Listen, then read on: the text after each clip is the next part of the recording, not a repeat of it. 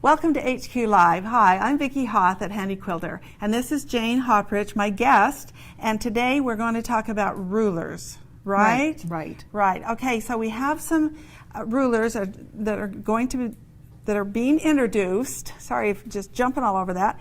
That are being introduced in the year 2018, which is now, and you have been able to use them and create some really fun designs with them. But before we start with rulers, and using them, do you have any tips on actually using rulers, things that you would recommend to our viewers? I do have tips. You need to make sure that they are a 1/4 inch thick, because that's what you need to go up against your hopping foot. Okay. And you also, on the machine is the ruler foot, which works too. The sure foot. The sure foot, yes, I'm sorry, the sure foot.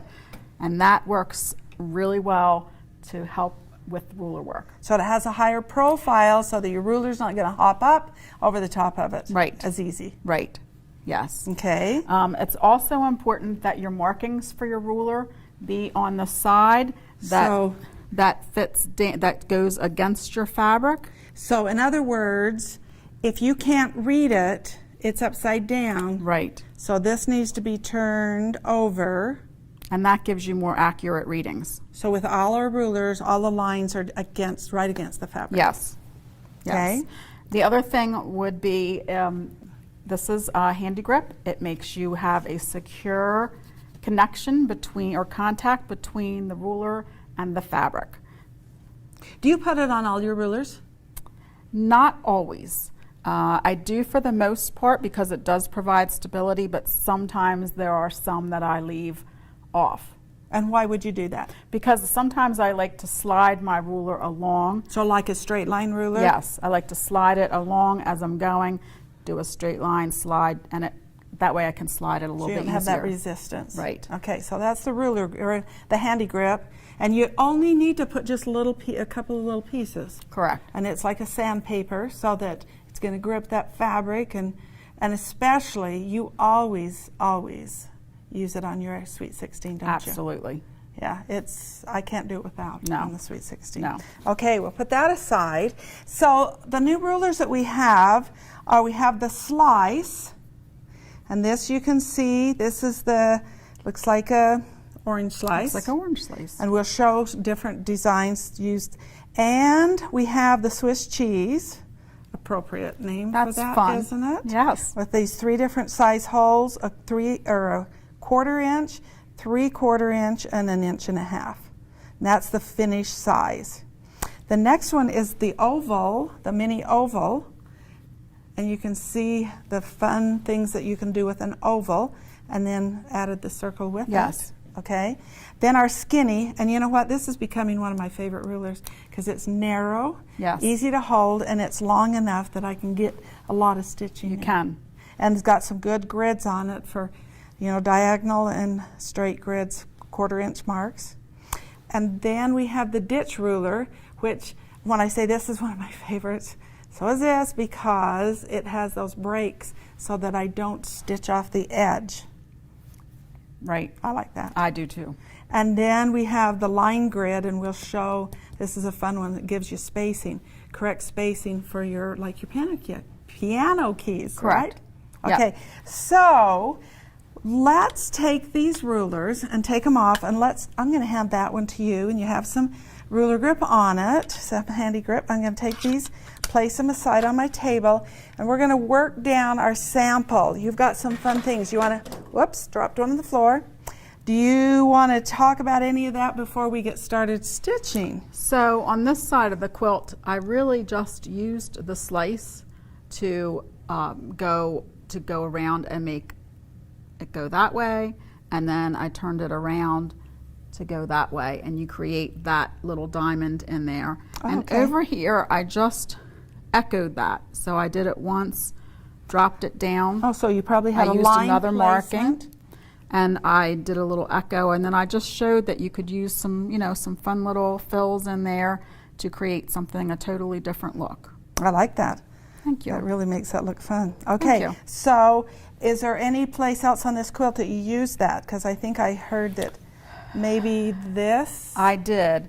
I had a wider border here, so I figured out that I used the markings on the ruler to just create that arc up to a point and then an arc back down. Okay. So I figured out where the middle of this section was, and that's where I did the arc to. And then just created some echo quilting down and used the circle ruler in there. And then I even used that along there for the straight edge. Because it has a straight edge. It does. It's It's wonderful. wonderful. Ruler. Okay. Well, I'm going to just kind of pull this to the side because you've got some lines marked here. We'll move the machine over. So you're actually going to show how you stitched this? Yes. Okay. We'll put that aside there, and we have the Surefoot on, and we're going to. So what have you got this set as far as the machine itself? So I am going to be in regulated mode. I tend to use mine in cruise. Even with rulers? I do too. Sometimes, yep. And it depends. I can use precision sometimes, but you can use cruise too. But I usually reduce that cruise speed down a little bit. And this is the Amara that we're using today. And so what are you bringing that down to, about 100? I'm going to bring it down and see if that fits, you know, for what I'm doing, and see where it goes from there. And do you have it set with the needle up or the needle down? Needle down. And Absolutely. why is that? Because you want to, when you get to a spot where you need to reposition your hands or your ruler, you want the needle to be down in so you don't get that long So it'll stop and a down. Yes. It doesn't wander off. Right. Okay. And the other thing that I've seen, you've got the ruler base on so that you've got a bigger bed for your machine, for your rulers. But if you're so close to the edge, as you are right here, you've actually added some extenders, and that's all that is twill tape with your clamps, because you want to keep your fabric stable. And it's very important, because otherwise that ruler base can knock your clamps right off. And then if it's not there. you're ripping out. Yes. Okay. Absolutely. All right. So you've got that ruler faced the right way? Yes, faced the right way. And I'm just going to line it up with the bottom line. And you have to remember that you're always stitching. Your stitch line is always going to be 1/4 inch away from the edge of the ruler. So you need to keep that in mind when you're getting ready to stitch. Okay. So I'm going to start here. Oh, I need to clip that thread, so I'm just going to stop there and find my scissors. Find my scissors. Thank you, camera guy. Thank you, camera guy. It's okay. Okay, so now that, because I stopped with the needle down position, I can just continue right where I am. That's good. So you did that on purpose. I did. To show that. I did.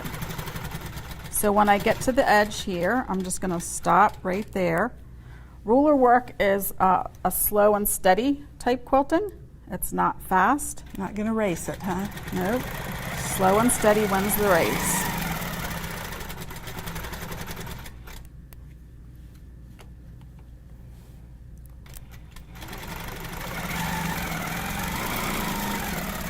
So, you want to talk about the 3-point pressure that we use for rulers? Mm-hmm. So I like to have my hands pressed down on the fabric. The ruler is pushed down on the fabric, but we're also pushed up against the Surefoot.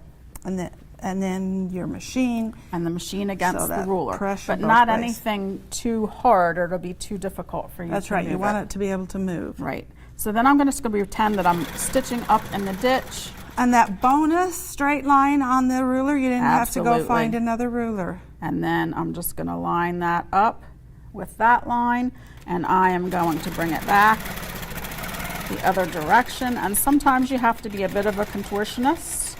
So I'm going to stop right there because that's not comfortable or safe to go any further. And I'm going to reposition my hands, and then I'm going to come back. That was really important, the safety. Yes. Because you could really... You could hurt yourself. And the ruler and the machine. Yeah, right. Yep. Don't outstitch yourself, right? If you've ever hit a ruler, it makes a really loud noise.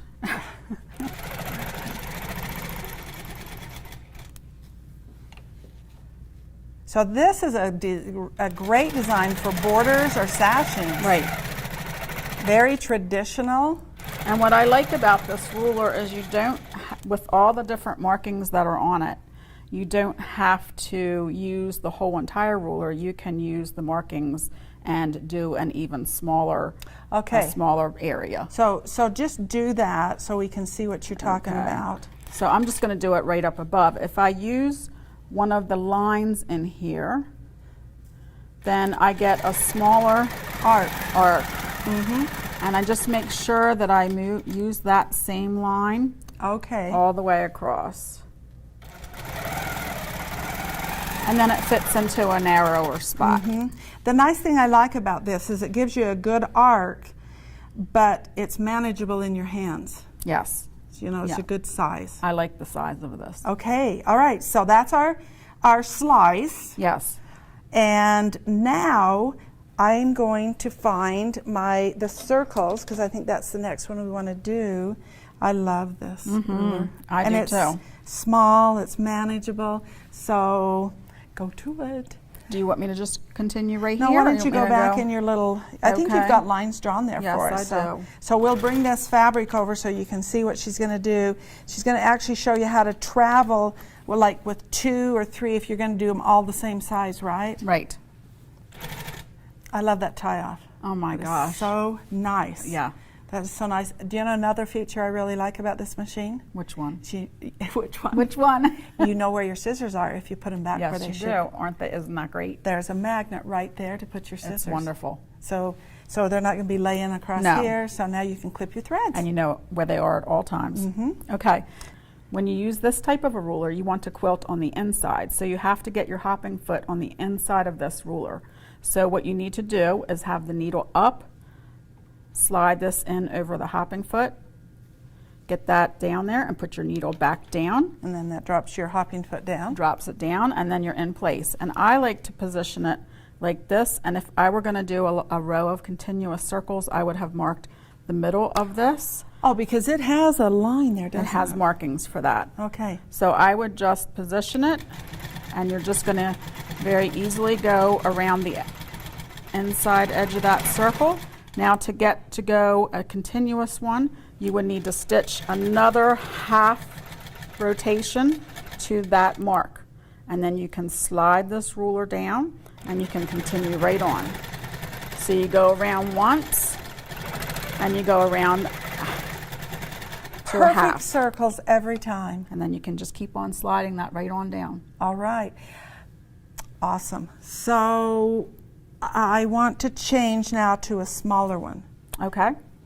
So what you need to do is you need to raise up your hopping foot. You need to lift the ruler, slide the ruler out, and then pick which size that you want to go in there. Say the next size. Slide that down. And the nice thing is you have that laser light, and you can line up exactly where that thread's coming out. Another nice feature of the Omara. It's this wonderful. HQ Omara is awesome. It is wonderful. That laser to the needle. Okay. So the once you have that So done, you line that up with your middle markings, and then you go right around. And so this is one I can see that it would be good to have the ruler, the Handi grip on it. Absolutely. So that it holds that in place. Right. Okay, I think we should do that small size just so they can see. I do too. So now we have that little tiny one, which is actually what, a 1/4 inch? 1/4 inch. That's a little tiny. It is little tiny. But there's times you need that. Yes, you do. Okay. And it's nice to have precise ones. So just, again, line it up. It's not going to be a very big circle. It's not going to be very big. You go around 1 time and a half, slide it down.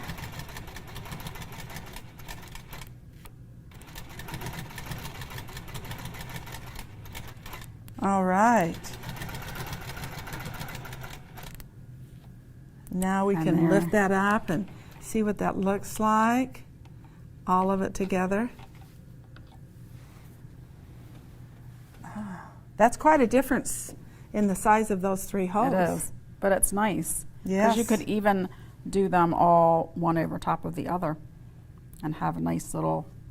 So you could have them concentric inside, yes, or even base eccentric so that they're all on the a base. Nice. So as we look at this quilt, I can see where you've taken that ruler, that template, and you have used, I mean, this is really cute the way you've done this, but you've added it into some of your curved rulers. Yes. In here, was this freehand or that was the rulers?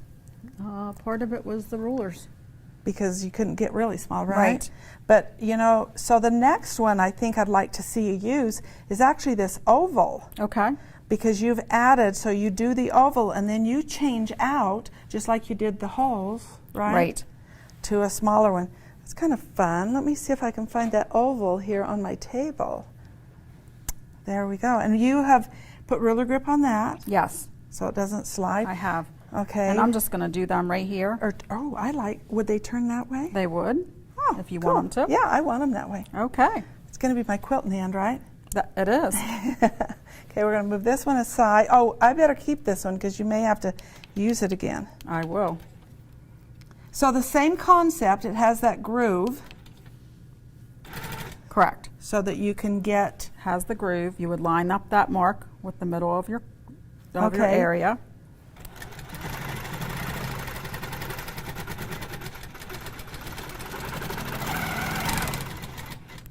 And then at that point, if you wanted to add that circle in, you could actually do it over on this side. Okay. So we'd have to raise up the presser foot, the hopping foot. Okay, then we'll put that one in. Mm-hmm. Use that laser light to line everything up. And then we're just going to... And you're back right there, so then you can put your, you could actually do your circle. You could do your next circle. Oh. And then put your oval in. Like Jane says, ruler work is not fast, but it's very accurate. It is.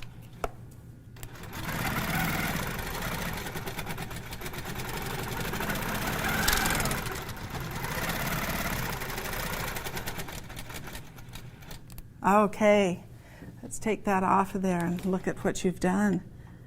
Oh. Nice. I like that. You can. The nice thing about this oval, I've realized, is you can use that as a full oval, but because of the lines, you can use it as a half, like a clamshell or a half going across. There are some great markings on that ruler. Yeah, so you could turn that as at an angle. You could. I didn't think about that. That's a good idea. Well, I can't even take credit for that. That would be something Marie did. Oh, okay. Yeah, but see those lines? If you turned that, you'd have a fun angle. I like that. Oh, okay. I should have taken credit. No. Okay, so let's move on to your stitch in the, stitch in the ditch. I should say ditch. This is called the ditch ruler, which to me is a great stitch in the ditch ruler. It's wonderful. So these are our ditches. Right. So you can line up, there's a dotted line there, and if you line that up with your seam line, actually it's this line here, I'm sorry. That's if you wanted to go out a little bit further, but there's 2 little lines there right at the edge. If you line that up with your seam line, and you can see that the laser light lines up perfect with that. Right on that line, right up the on ditch. So all you have to do is, this is going to help you line it up. Could you tell I like that? Yes, I can totally tell. Oh man, you are right on the ditch. if your ditch was really straight. Right. But then you can shift, you can adjust, You can which is shift really and nice. adjust, and that's sometimes the reason for not having the grip tape on it. It helps. And it's got both sides with it that you can use. So Yes. So that's Yeah, an easy. it is. But it's also, because of all the lines, you can do piano keys with this. Yes. Spacing. Absolutely. So, all right, I'm actually going to bring up your skinny ruler, which, like I say, is one of my favorites because I like just a little bit longer. And tell me what you've done. I see this sample here. So on this one, I used the markings on the ruler. I used the different angles for it. So that one was a 60 degree, and I believe this one was a 90 degree. So I just tried to use the different angles, or the different angles to get the designs on there. Okay, so you're going to take the straight line here and the angle right there, yes, along the straight part. Right. And then that gives you your angle. Right. And I noticed, I bet you used it for here too. I did. So you've got some fun piano key type quilting here. So can we do that on here? Sure. And do a little bit of let's do some advancing. We'll advance this and be right back. Okay. All right, so you're talking about using those 60 degree and 30 degree Correct. to get this. So show us how you've lined that up so that... Okay, so I've lined the 60 degree line up there. Okay. And I'm just going to go ahead and stitch up to the top. So up at the top you lined it. I'm going to stop there, and I am going to go to the 60 degree line down here, which is that one.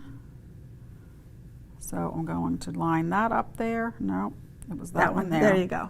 Okay, that's good so to I'm going know. to line that up. So my thinking, or maybe some of our quilters' thinking, is they would take that and flip it over and try and use that same line. But you did not flip it so that the lines were on the other side of the plastic. You actually moved it because we have the same lines down here. Right. And you wouldn't get accurate readings if you flipped it. So. Okay. All right, so then we're going to go. So that would be it using the 60 degree. Okay. And then if I wanted to come back using any of the other ones, like I could switch that out. So probably what you would have done is marked something down the center. I would have marked so the you center. Get the same point. Right. Okay. So I would have come up to about here. Okay. And hope that works coming that way. And this is a 30. Is that what you said? This one is the 90. Oh, the 90. Oh, yeah, it sure looks like a 90. Or the 45. Yeah, which gives you a 90 degree. Right. Okay. Oh, that's great. And then if you want to, you can even come in a little bit and you can echo that line. Oh, I see. Using your regular straight lines. Right. Okay. Right. And I notice on your quilt here, you've done another angle, yes. which would be probably is that a 30? Or I think I just used the markings on that one. So I put the ruler here and I went in 2 lines. Okay. And I just used that. Oh, that's a good tip. And then that's when I filled in with the other. With the little circles. With the little circles. Okay. Great. All right. Now I've got another ruler for you. This is called our line grid. And this is awesome for doing piano keys. Yes, and a lot of other things, but piano keys. So will you show us how this works? Sure. I'm going to come over here. So again, you need to raise up your hopping foot and slide it in there. Make sure you have it so that you can read the writing. And then you just need to kind of line it up how you want it to go, but we're going that way. So What happens when you come to this line here? Are you stitching along this line? No, I'm going to stitch on the left The side of solid the ruler. one. The Okay. solid side of the ruler. Okay. So I'm going to line up the grid, line up the marks so that I'm going to keep my lines straight. I'm going to travel up that side. When I get to the other ditch, I can pull that down and travel over to so this it side. gives- And then I can slide the ruler all the way over and go right back down, Perfect spacing. right on over till it hits that other side. Slide it over.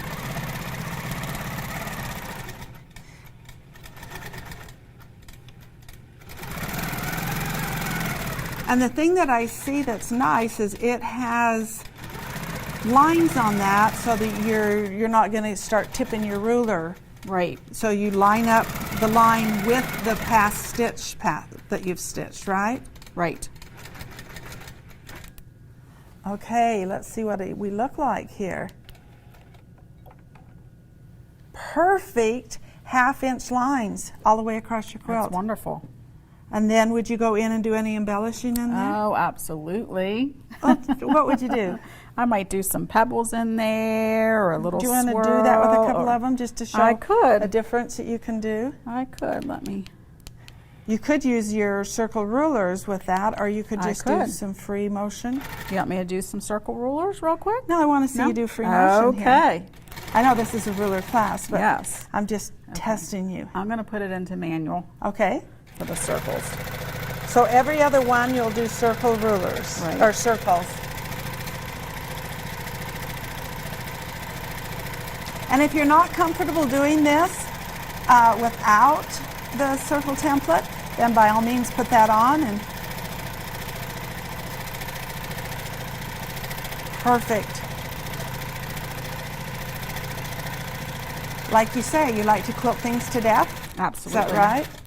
Yes, That's I do. beautiful. Thank That you. is wonderful. Thank you. So there's a lot of things that you've got going on here, but one thing I really like, and I know you've used one of the straight line rulers. Yes. Probably the skinny or the ditch. I don't Yes. know.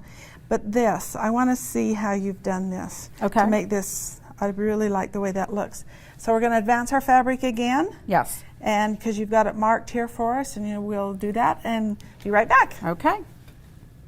So the ruler that you're going to use, or the template that you're going to use for this, is your The slice. Yes. Okay, so you've got all different techniques going on here. But I'm not using the entire slice. Okay. I'm only marking, I'm using one of the lines in there. So how large is this border here? 5 inches, 6 inches? About, yeah. Okay, and so then you marked a halfway line so that when you do Yes. this, you get that going straight. Yeah. Yes. Okay. So I just did the ruler all the way across using that same marking. And then when I came back, I used that same marking again. Okay, so you get this even on the other side.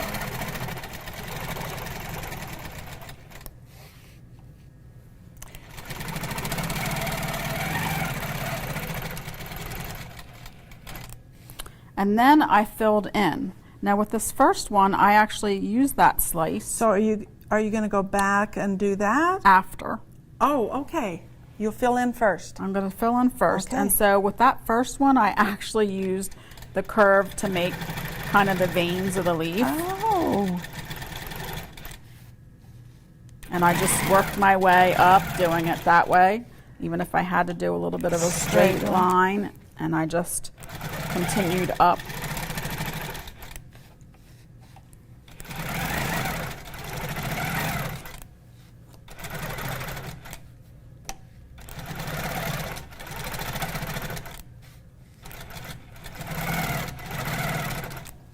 And then I just finished it out. with That really helps. If you're afraid to do free motion, that really helps to get does. that really nice curve. Rulers are great for that.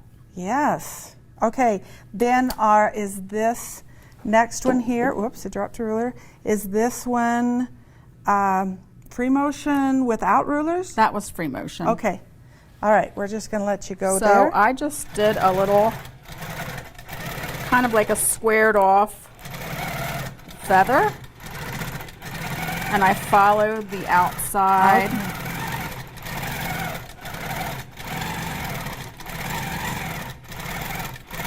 Oh, I like that.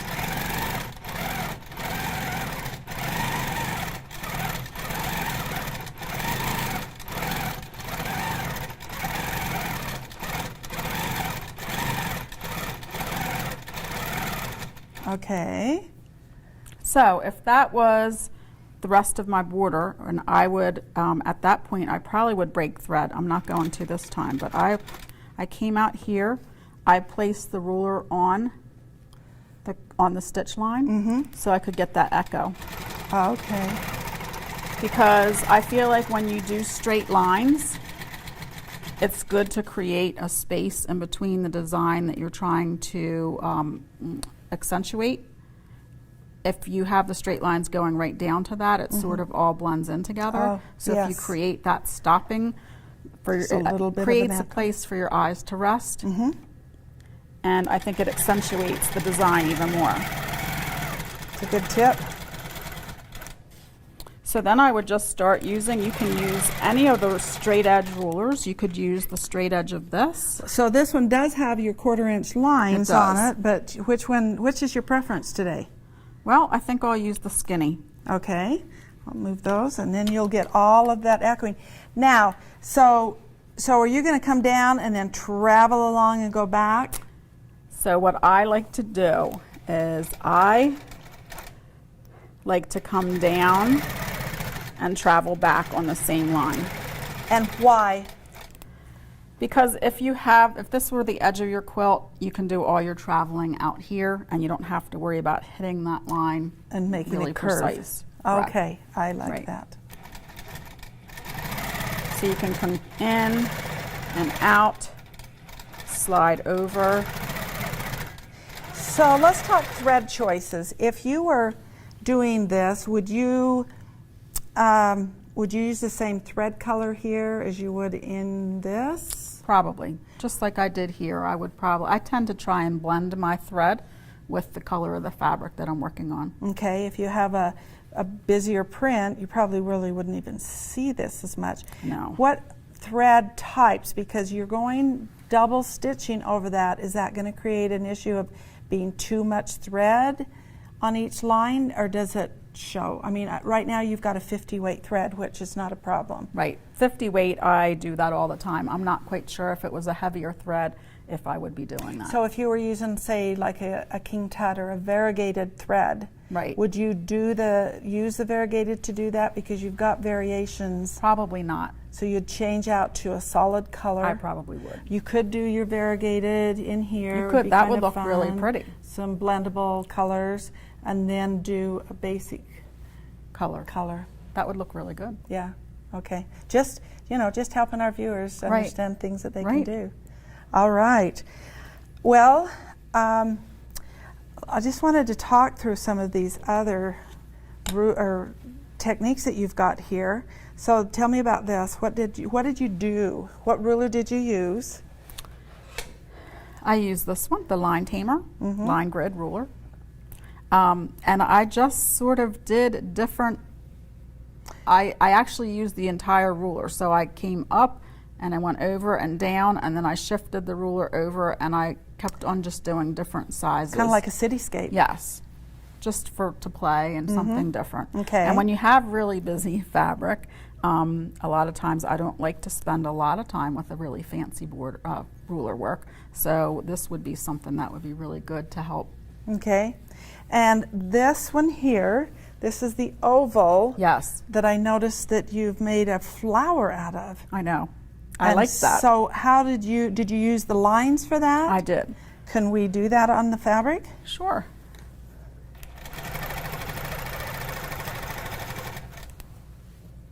I'm going to just keep that up there so that, Okay. because that is a fun thing. That's really gives that oval a lot of versatility. It does. So I started out with the first one was the straight up and down. Okay.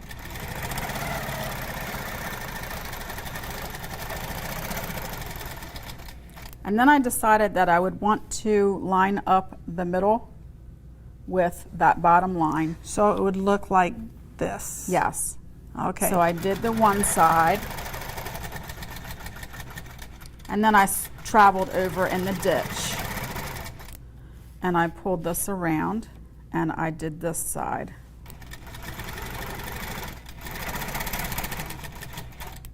Oh, I'm going to hand that to you. That. Yes. And then I used, there's the angle line right there. So once I got back over to here, I was able to place that angle and make sure that it was, you know, that then it was straight up and down. So you see how that angle is now straight up and down. So that was what I needed to do. Now what I needed to do too is I needed to make sure, because what I found was when I got down to here, I could go down past that. So I needed to cut it off at that point. Okay. And then slide it over to that middle section again. And use that line, position that straight up and down.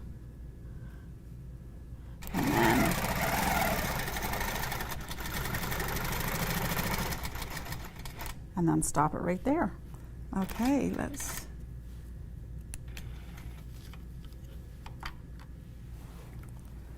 That is fun. And if you do that on both sides, if you plan it out right and do it on both sides, you can have a really fun border there. Oh, yes. Or you could actually bring this around and do a full flower, couldn't you? Absolutely. So it could be inside of a block. It could. It would be great that way. And I noticed you do have some blocks here. Let's open this up.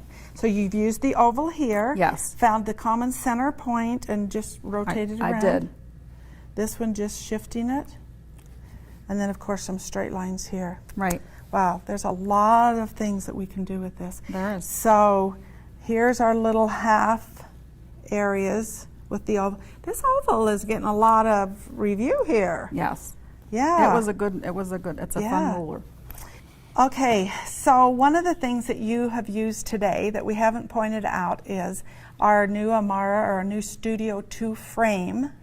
And it has two different configurations or ways to load it. Our normal way that we're always used to, where the top pole is up above, but this is called our clear view load, where the top fabric is down here, and our backing fabric is on this pole, and using rulers makes it awesome because you don't have any issues with the rulers hitting into the pole. It does. So that it comes with our new Amara, and it's a great load system. You can use either load system. It's just a matter of how you set up the frame. It's nice to have that option. And you can change it. You know, if you say, oh, I'm going to do a quilt with lots of rulers, then I think I'll do the clear view. If you say, well, I'm going to do a quilt that has lots of micro quilting and I like my pole up here for my arms to be on, you know, you can change to that. So thank you, Jane, for joining me today and showing all sorts of options with these fun new rulers. So let's do some more of this with the oval, since it's my favorite ruler now. That's the way Marie does, you know, it's whatever ruler she's using at the time, that's her favorite. Okay. All right, so today this is it. So well, thanks for having me. You're welcome. Thank you for joining us today. We'll see you next month for another HQ Live.